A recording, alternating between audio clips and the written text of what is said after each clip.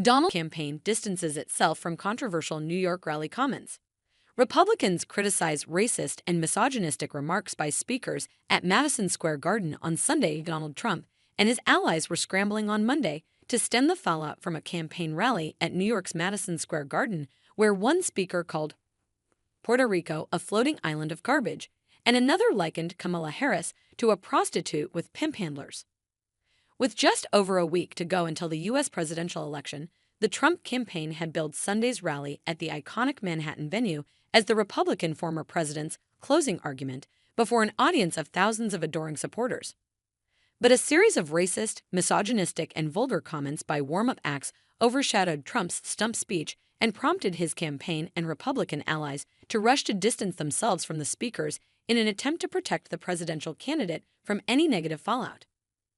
Tony Hinchcliffe, a comedian who opened the rally, called Puerto Rico a floating island of garbage and made a number of other crude jokes about Hispanics, Jews, Palestinians, and African Americans in his speech.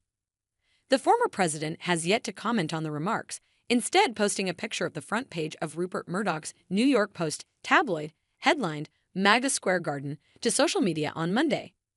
But Trump campaign senior advisor Danielle Alvarez said Hinchcliffe's joke about Puerto Ricans does not reflect the views of President Trump or his campaign.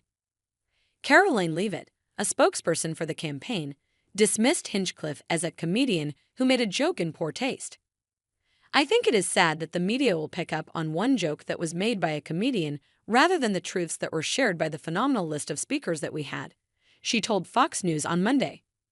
Rick Scott, the Republican senator from Florida, who is locked in a tough re-election race of his own, said Hinchcliffe's joke bombed for a reason.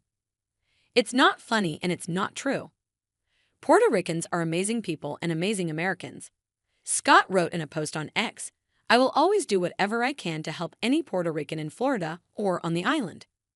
The Republicans' efforts to distance themselves from the comments did little to quell outrage from Democrats, however, who charged that they were a reflection of Trump and those he chooses to surround himself with. Harris told reporters that the rally highlighted how Trump was focused and actually fixated on his grievances, on himself, and on dividing our country. "What he did last night is not a discovery. It is just more of the same, and maybe more vivid than usual," she said. Donald Trump spends his full time trying to have Americans point their finger at each other, fans the fuel of hate and division, and that's why people are exhausted with him.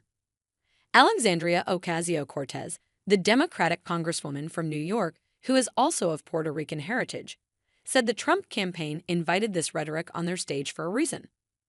"It was a chorus of speakers on that campaign for a reason. It was vetted, and they knew exactly who was going to say what before they went on," she added.